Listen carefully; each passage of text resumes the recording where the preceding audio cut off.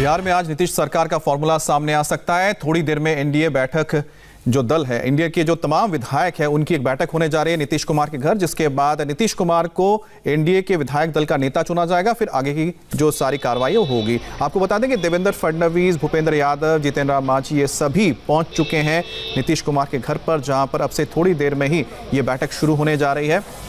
और इसके बाद आखिरकार क्या फॉर्मूला रहेगा, क्या सारी चीज़ें होंगी, ये सारी चीज़ें सामने आ जाएंगी।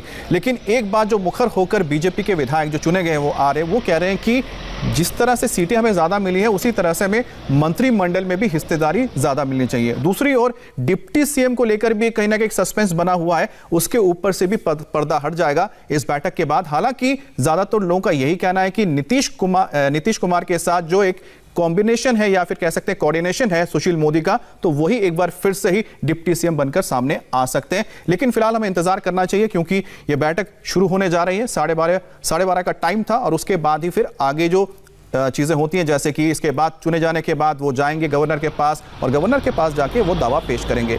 नीतीश के घर बैठक के लिए बिहार बीजेपी के जो तमाम बड़े नेता पहुंच चुके हैं। जैसे कि मैंने आपको बताया कि देवेंद्र फडणवीस जो चुनाव के वक्त वहां पर मौजूद थे। इसके अलावा भूपेंद्र यादव जो है वो भी, ये दोनों बड़े नेता बीजेपी के पहुंच चुके हैं। जितेंद्र राम मांझी जो कि अध्यक्ष है, हम पार्टी के ये सहयोगी है बीजेपी और जेडीयू के, और साथ ही साथ जो वीआईपी पार्टी है मुकेश सहनी की पार्टी, वो भी इस बैठक में शामिल होंगे।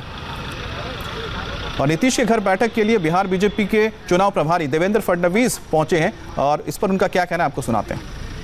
सबसे परिचय वगैरह हुआ है, अभी सारी चीजें होगी। आगे नेता का चुनाव हुआ, नेता का चुनाव होगा। विधायक दल की बैठक जो होनी थी, क्या ऐसी भी कोई बात है? विधायक सब आपको पता चल जाएगा। सब राजनाथ सिंह जी सम्मिलित होंगे सर विधायक दल की बैठक। ठीक है, बिल्कुल राइट टाइम सारी बैठकें होगी और सब ठीक होगा। बीजेपी प्रदेश कार्यालय में सर बैठक शुरू, मुख्यमंत्री को लेकर के सर चर्चाएं कई तरीके की हो रही है बिहार में। कोई चिंता मत करिए, सब ओके। सुशील मोदी उप मुख्यमंत्री बन रहे हैं सर, अभी थोड़ा राह तो देखिए सारी चीजों के लिए। क्यों नहीं देखिए?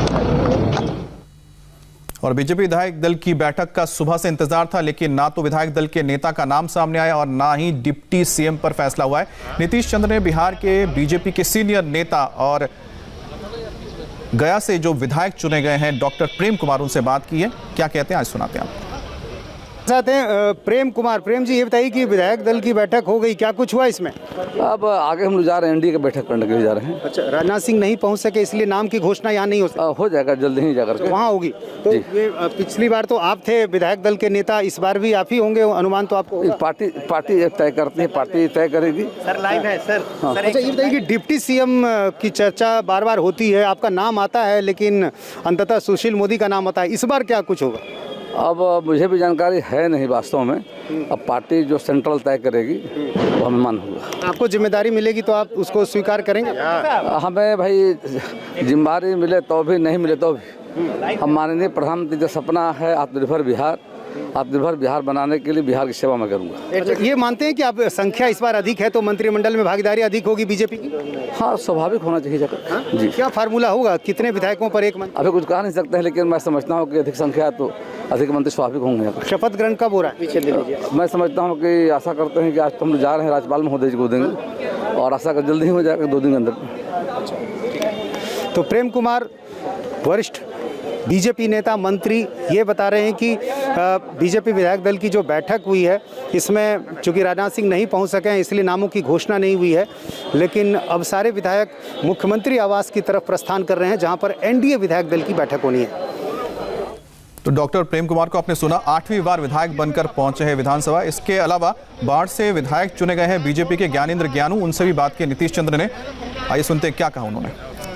बीजेपी विधायक ज्ञानेंद्र ज्ञानू हमारे साथ हैं। ये बताइए कि विधायक दल की जो बैठक थी उसमें क्या हुआ? बैठक में अपना जो भी जीत की बधाई दी गई नेताओं के द्वारा, सब लोगों को परिचय करवाया गया, और अपना प्रक्रिया पर सबको रजिस्टर वगैरह पर दस्तखत हुआ, और अनाउंसमेंट नेता का वो होगा वहाँ एनडीए की बैठक। क्या राजनाथ सिंह नहीं पहुँच सके इसलिए ये अब वो घोषणा वहाँ पे? घोषणा तो राजनाथ सिंह ही करेंगे।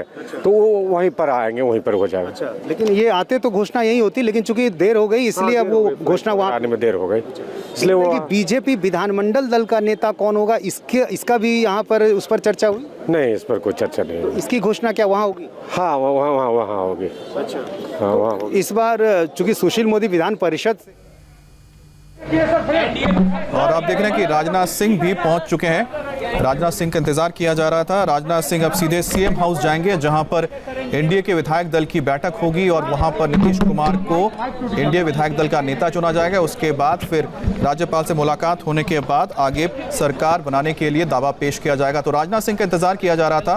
प्लेन लेट होने की वजह से वो देर से पहुंचे, लेकिन अब वो पहुंच चुके हैं और वो सीधे सीएम हाउस जाएंगे और सीएम हाउस में वहां पर बातचीत शुरू होगी और वहां पर नीतीश कुमार को एनडीए के विधायक दल का नेता चुना जाएगा। वहां पर पहले से ही जो बिहार के इलेक्शन के प्रभारी थे देवेंद्र फडणवीस, भूपेंद्र यादव जो बिहार के प्रभारी हैं, दोनों पहुंच चुके हैं। जीतन राम मांझी जो हम के अध्यक्ष हैं वो पहुंचे, उनके 4 विधायक चुनकर आए हैं। और हमारे साथ अभी जफर इस्लाम जुड़ गए हैं, बीजेपी के नेता है, और केसी त्यागी भी हमारे साथ जुड़े हुए हैं। जफर साहब, ये बताइए कि राजनाथ सिंह पहुंच गए हैं, क्या कुछ आखिरकार यहां से कुछ चीजें तय हुई हैं जो राजनाथ सिंह आगे अपने पार्टी के जो तमाम नेता हैं उनके सामने रखेंगे?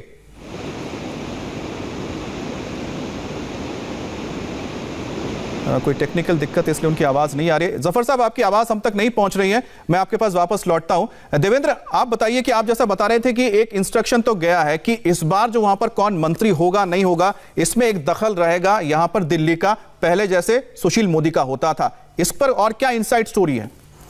हमें सिर्फ दखल नहीं होगा बल्कि पूरे तरीके से बीजेपी का राष्ट्रीय आलाकमान ही ये तय करेगा कि बिहार में कौन से व्यक्ति मंत्री होंगे बीजेपी कोटे से, और फिर वो सूची मुख्यमंत्री नीतीश कुमार को सौंप दी जाएगी। ऐसा नहीं होगा कि बिहार इकाई में सुशील मोदी या कोई दूसरे नेता ये तय करेंगे कि बिहार में कौन से मंत्री होंगे। तो ये एक तरह से आप कह सकते हैं कि चेंज ऑफ गार्ड है मंत्रियों के नियुक्ति के मामले में, मंत्रियों को मनोनीत करने के मामले में पार्टी की तरफ से कि कौन होंगे, क्योंकि अभी तक वहाँ माना जाता रहा है कि सुशील मोदी जिसे चाहते थे उसे वो मंत्री बनाते थे। इस बार कम से कम वो एक चेंज ऑफ गार्ड है। दूसरी एक दिलचस्पी है कि बीजेपी की ये कोशिश थी कि क्योंकि उसका स्ट्रेंथ ज्यादा है तो ऐसे में विधानसभा अध्यक्ष बीजेपी को मिले, लेकिन हमारे सोर्सेज हैं वो ये बता रहे हैं कि ये संभव नहीं है। नीतीश कुमार इस बात को मानने को तैयार नहीं है। चलिए, 2 बातें आपने कही देवेंद्र, इनसाइड स्टोरी आपने दी है, जरा हम जफर साहब से पूछ लेते हैं। जफर साहब, जो इनसाइड स्टोरी अभी देवेंद्र ने दी है, क्या इस बार दिल्ली तय करेगा कि आखिरकार किसको कौन सा मंत्री पद मिलने जा रहा है या कौन मंत्री बनेगा पटना में? देखिए, देवेंद्र जी को अंदरूनी बातें मालूम हो वाकई है कि नहीं मालूम, इसके बारे में कोई टीका टिप्पणी नहीं करूंगा, लेकिन मैं इतना जरूर कहूंगा कि जहां तक भारतीय जनता पार्टी का सवाल है, वहां अगर देवेंद्र फडणवीस जी हैं और अब राजनाथ जी भी वहां पर ज्वाइन कर रहे हैं, तो राजनाथ सिंह जी बहुत वरिष्ठ नेता है और जाहिर है कि सेंट्रल लीडरशिप के से वहां पर आए हैं तो वो जरूर फैसले लेंगे और जो अहम फैसले भारतीय जनता पार्टी चाहती होगी वो फैसले लेंगे। लेकिन कुछ चीजें जो है वो भारतीय जनता पार्टी से रिलेटेड है, वो अंदरूनी मामला है, उसके लिए अभी कोई टीका टिप्पणी करने की भी जरूरत नहीं। जैसा अपने देवेंद्र फडणवीस जी ने कहा कि सारी बातें मालूम हो जाएगी।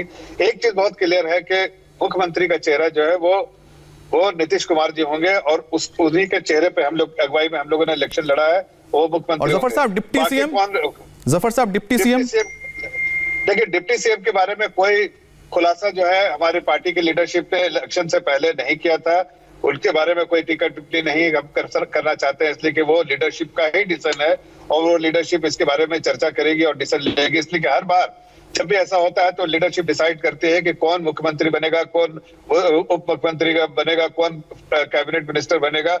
ऐसे में मुख्यमंत्री का तो जो चेहरा था हम लोगों ने इंडिया ने पहले ही अनाउंस कर दिया था। लेकिन जिस तरह से त्यागी जी ने बताया कि जो कोऑर्डिनेशन है और लंबे एक वक्त रहा है जब सुशील मोदी और नीतीश कुमार ने काम किया, ऐसे में दोनों का जो कोऑर्डिनेशन है क्या उसको बरकरार रखना नहीं चाहेंगे आप लोग? नहीं, देखिए ये अच्छी बात है कि वो एक्नॉलेज करते हैं कि एक अच्छा कोऑर्डिनेशन था, लेकिन ना तो ये केसी त्यागी जी तय करेंगे ना तो ये नीतीश कुमार जी तय करेंगे। ये तय करना का काम है जो हमारी लीडरशिप का काम है। हमारे जो वरिष्ठ नेता हैं, हमारे प्रेसिडेंट जो है नड्डा जी, आदरणीय नड्डा जी, या फिर चिप साहब, इस तरह के वरिष्ठ, राजनाथ सिंह जी, इस तरह के वरिष्ठ नेता जो है वो डिसाइड करेंगे। इसलिए कि हमारे यहाँ जो भारतीय जनता पार्टी में जो बोर्ड है, पार्लियामेंट्री बोर्ड, वो बहुत सारे फैसले लेती है, अहम फैसले लेती है, तो उनको अधिकार है फैसले लेने का और इस पे हम जैसे साधारण कार्यकर्ता और प्रवक्ता को इस पे कोई टीका टिप्पणी करना नहीं चाहिए। चलिए, हमारे साथ नीतीश चंद्र भी जुड़ गए हैं। नीतीश, आपके पास क्या अपडेट है फिलहाल बैठकों को लेकर? देखिए, मुख्यमंत्री आवास के बाहर की आप तस्वीर देखिए, सारे विधायक अब लगभग पहुंच गए हैं, इक्का दुक्का अभी भी आ रहे हैं। आप देखिए, ये जो गाड़ियां आपको दिखाई दे रही है, ये विधायकों की गाड़ियां हैं। बीजेपी दफ्तर में बीजेपी विधायक दल की बैठक थी, लेकिन वहां पर चूंकि राजनाथ सिंह नहीं पहुंच सके, उनका प्लेन देर हो गई उनमें, इसलिए वो सीधे मुख्यमंत्री आवास पहुंच गए हैं। और इसलिए बीजेपी दफ्तर में जो बीजेपी विधायक दल की बैठक हो रही थी, वहाँ पर बीजेपी विधायक दल के नेता की घोषणा नहीं हो सकी। अब ये घोषणा यहीं पर हो जाएगी, क्योंकि 12:30 बजे से समय निर्धारित था एनडीए विधायक दल का। और आप देखिए, ये एक अन्य मार्ग की तस्वीर आपको दिखा रहे हैं, और इसी एक अन्य मार्ग में मुख्यमंत्री आवास में अभी एनडीए विधायक दल की बैठक होगी, जिसमें एनडीए के घटक दलों के विधायक यहाँ पर आएंगे। तमाम बड़े नेता पहुँच चुके हैं, राजनाथ सिंह, देवेंद्र फडणवीस, भूपेंद्र यादव, नित्यानंद राय और सुशील मोदी।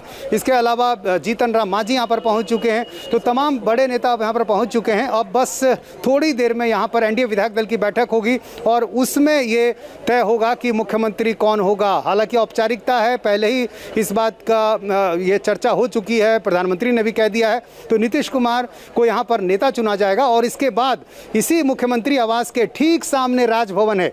हम आपको तस्वीरें भी दिखा सकते हैं। यहाँ पर आप देखिए, बिल्कुल 50 मीटर की दूरी पर राजभवन है।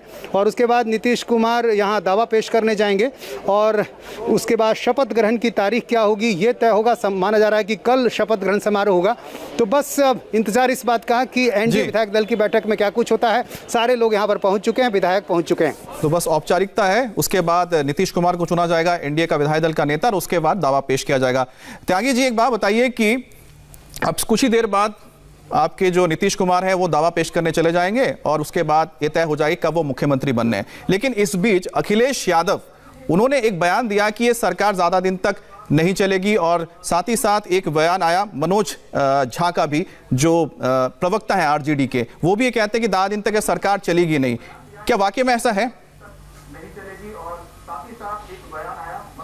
देखिए, पूरे चुनाव वो घोषणा करते रहे कि उनके 180 प्लस विधायक जीत करके आएंगे।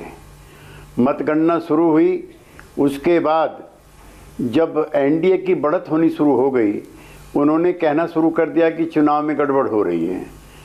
चुनाव आयोग जो संविधान प्राप्त एक संस्था है, उस पर भी उन्होंने सवाल उठाए।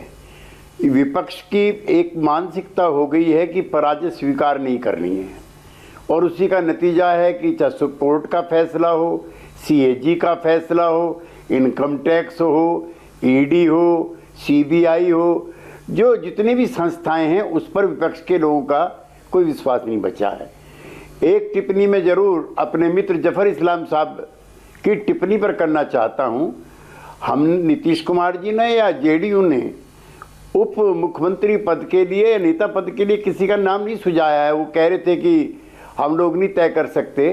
मैं तो अपना पुराना अनुभव बता रहा था, जिसमें मैंने कहा था कि अतीत में भारतीय जनता पार्टी के साथ हम लोगों के मधुर रिश्ते रहे हैं और जब दोनों नेता थे, सीएम और डिप्टी सीएम नीतीश कुमार जी और सुशील मोदी जी, बहुत समन्वय के साथ हम लोगों ने काम चलाया।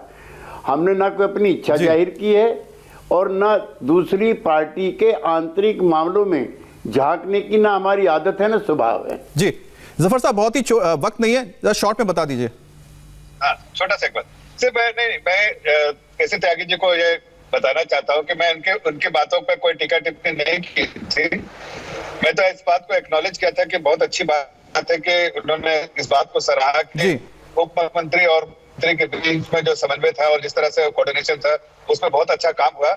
लेकिन फिर भी मैं ये कहना चाहता था कि चूंकि उप मुख्यमंत्री के बारे में अभी कोई चर्चा नहीं हुई है, उस चर्चा से पहले चाहे कोऑर्डिनेशन अच्छा हो ना हो, लेकिन इसपे फैसला जो है हमारे फिलहाल तो हमें इंतजार करना होगा कि आखिरकार विधायक दल का नेता कौन चुना गया, उसके बाद फिर आगे की सारी चीजें सामने आएंगी। फिलहाल एक ब्रेक के लिए रुकने, ब्रेक के बाद वापस हम इसी चर्चा पर लौटेंगे। तमाम हमारे गेस्ट और हमारे संवाददाता मौजूद है जो पल पल के अपडेट आप तक पहुंचा रहे हैं। पटना में हलचल तेज है।